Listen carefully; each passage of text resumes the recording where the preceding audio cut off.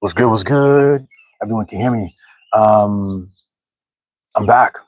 Another episode. How are you? It's Saturday. It's an awesome Saturday. I woke up early, got my typical workout in, walked around. I was excited to do this episode to continue on the series that we've been doing so far. As a reminder, this is a series of videos. Each of them are going to be 15 minutes around. And the point is to talk about authenticity and about being the self and what it means to be and love and know the self. Phrases that I've heard all my life as pieces of advice, but I never really grasped it until recently, until multiple experiences have culminated in my ability to articulate what I think it means and like the implications of it all. So I've given different stories about different things. And one of the things in the last episode was I talked about my family a bit. I talked about the relationship I had growing up with my mom and my brothers as this like fixer, uncle brother type person who would, um, as recently as 5 years ago, I would get on Zoom calls with my family and sort of, just want to make sure this is on, bro. The light is on. All right. I would referee these, issues at home. Someone with a chore, who should be doing the dishes next, or something like this. And I want to point out, I want to like, last time I didn't have enough time. I want to like lean into the idea that I did not know of another way to be. I did not know of another way to be. As someone who is really an open minded person, smart person, creative, entrepreneur, I've taken leaps in all sorts of different directions and come out successfully. When it came to my mom and my brothers, I had no clue that I could do something other than what I was doing, which was to get on a call and sometimes for an hour listen to, entertain like a debate and to try to offer advice seriously, to try to seriously try to like fix things from several states away, to try to give my advice. You know what I'm saying? And I resented that situation. I resented it. These were, in my mind, these are adults. They are adults, and I'm over here trying to do my thing in Washington D.C. But I have to do this. This is my task. I have nothing. This is my role. Something I was given a long time ago. I have no choice. There's no other way to approach this. And I want to say that when it took an outsider's perspective, like my wife Sheba, to notice that this situation was not only unhealthy, not helpful, it wasn't healthy for me, that I had disdain for it. I resented the situation. It took someone like her to present to me that something else was possible. And I want to lean also into the fact that I didn't enjoy her observations initially. I didn't enjoy her observations. I thought my first thing was I showed her too much stuff too early or whatever. Like she happened to be around for things when they were like challenges on the phone with the calls or with me emotionally, you know what I'm saying? And she saw too much. That was my first thing. Um, and then I had to tell her, and I did tell her, I said, I asked her to be chill. These are matters that she can't really understand, things with my mom, that these are emotional things and things with my brothers, and she doesn't understand this and this and that. But the truth was, through and she understood. We had a continuing discourse, but the truth is, through this like exchange with her and with a therapist and with sitting and really understanding myself and understanding my power as someone who can set boundaries and someone um who can choose a more genuine path for myself, I can say now that I've walked through it, man, I'm so happy I did. I'm so grateful for her. It's one of the many reasons that I love her. um But again, the Carl Jung quote, if you don't make the unconscious conscious, you will go through life repeating patterns and telling yourself that it's fate. So, what else is like that? Is it just that? No. I talked about other relationships that I've had and challenges that I've had, um, and how I've gotten through them through the challenge of being more authentic myself, being more honest and more direct. and knowing my power to assert what I know about what is. You know, and I think this is important too because as someone who watches political discourse and a lot of times we think that the challenge is we need more information. If only people knew more about what was going on over here, knew more about the human rights abuses. We need more data. We need to get the data out and this and that. We need to tell more people. And you'll notice if you really get serious about that task, you'll notice that it's not just about information. People can know stuff. People know stuff. People know what's going on right now. People know that you know what I'm saying? People know that we are being toyed around with. They know a lot of the military abuses and the violence happening all around the world. They know stuff, but there's something else. There's a challenge related to our ability to process that information and then also understand that we are powerful and that we can move differently in that space. We don't have to be fear oriented, that we can speak truth and that truth actually matters, that it actually matters too. It's not that it just goes off into the ether and, what is it? What is it? City Hall never loses, whatever. That's not true. So we're seeing, like I said, MAGA is going through its own civil war right now because reality asserts itself. Zionism as a concept, a lot of the mythologies are being challenged because reality asserts itself. And so, sometimes when I talk about the challenges I have with my other friends, I mentioned Bull yesterday. This was someone who works at CNN and worked with me. And when I challenged him about CNN's coverage and the genocide in Gaza and the aggressive violence from the settler colonial project in Israel, in apartheid Israel, and I said that CNN's coverage is making things worse. CNN's coverage is doing people a disservice. And I asked him about it. I wondered what they were doing as staff to address this. And he responded very defensively and told me that CNN's coverage is quite good, and said that I was being aggressive and our friendship needed to end. I wonder if now, this was years ago, now things have developed, things have deteriorated, things are way worse. CNN, a lot of people have been fired, a lot of people have moved on. CNN has now been acquired by another openly Zionist person who intends to, I think, the Ellison family. Similar to CBS, they intend to truncate and narrow the conversation to make sure it's acceptable and shit like this. And I wonder if there's ever a moment like, maybe Billy was onto something, right? And I say that with confidence.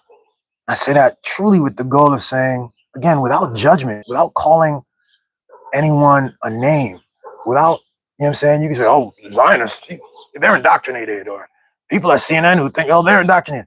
Like, people might say, oh, someone who works at Fox News, they're dumb, stupid. No, let's talk about what's happening. Let's actually give language that releases judgment so that we can actually name it and maybe we can walk through it. Maybe the people who are going through these challenges, like myself, when I was going through with my family or other things, there's other examples of that we can get into our better selves and our more genuine selves. And each of us kind of on some weird cosmic level, each of us like actually accessing our truest, genuine power and accepting nothing less than that and allowing other people to access theirs is something really powerful. So yeah, just like I didn't first simply immediately grasp my power in the relationship with my family, this person Bo didn't immediately grasp his power and his relationship and how he can simply assert something different. My other friend I told you about, I grew up with, Jewish guy I grew up with in high school, one of my closest friends in high school. Over this very short conversation, before he told me that we need to put a pause on our friendship, he suggests, he knows better than to say that I'm anti-Semitic, but he did say I am contributing to anti-Semitism, is what he said. I just wonder now, as that was several years ago, can he continue down that path? You see all the absurd accusations levied on good people, asserting human rights, asserting, not warmongering, being clear and aware about, what I'm saying, the racist, supremacist ideology that is held by the Israeli leadership in that country. Um, it's not just information. I was giving him information. He shut the conversation down. We were having a conversation. We didn't even get to have it. We had an exchange, maybe back and forth of 2 or 3 exchanges before it got weird, before it was time to put our relationship on pause, according to him. So what is that?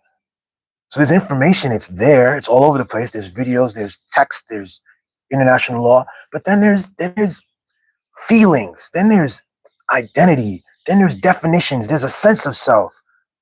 There's a sense of his role and the things that he's been told that are possible. And he will have to really be interested in who he is deeper than the definitions given to him and what the world is. He will have to love himself to be able to access that outside of the definitions, outside of the social categorizations, the political categorizations. And Bowl at CNN will have to love reality deeper than his own personal relationship and benefits received from a company that's doing very specious and dangerous things, to actually deal in reality. But he couldn't back then. Instead, he rejected me, and that's how it works. And that's what's going on. But I'm okay. Like, one of the challenges for me too, like, to learn that you can go down these paths. You can, like I said, I just can't. For me, it's very awkward. I'm not good at the pretend stuff. I'm not good at having a happy hour and talking about everything but the thing. I can't do it. I can't do it.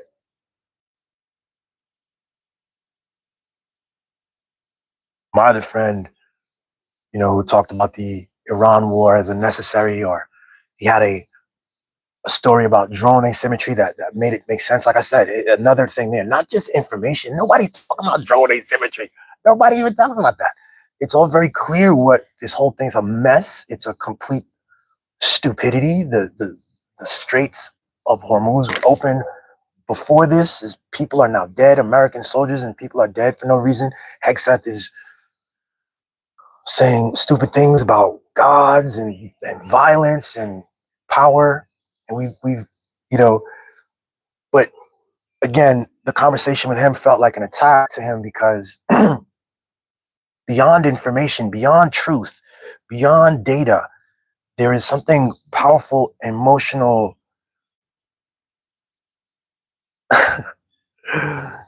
that is defining our sense of the world and defining our sense of ourselves. And we are being constantly asked to examine that and to step further, deeper, as I see it. And if you don't step further deeper, you will be repeating a pattern. You will be hiding from things. You will be awkward around things. You will be rejecting things. You will be rejecting truth. Can you imagine that? What a not good thing to do. So what's the belief? What's the underlying belief when you get introduced to a wider possibility, a bigger truth that sort of challenges your assumptions? It feels like an attack. The belief I had, or the belief I believe some of these people I just mentioned have, is like you believe that you're small. In fact, I know that's one of the things Bo hit me with. Like, look, he's just a worker in this thing. I'm not even gonna say the position he holds. He's a worker in this thing. So many people have that. Like, I just do this one thing in this one area over here. I'm not a decision maker. Blah blah blah blah blah. Okay, military guy, same thing. Like, there's a set authority. I'm just a guy over here. And they have a particular role, and it's driven by a fear. You can't upset things. You can't ask upwards. And if you really get down to it, it's like, it's just an acceptance. Yeah, life is hard. That's what life is. These power structures are. My boss says, I'm just this small thing. No, you're not. You just aren't. And with knowledge of self, love for self, maybe a bit of creativity. Anything's possible. All things are possible.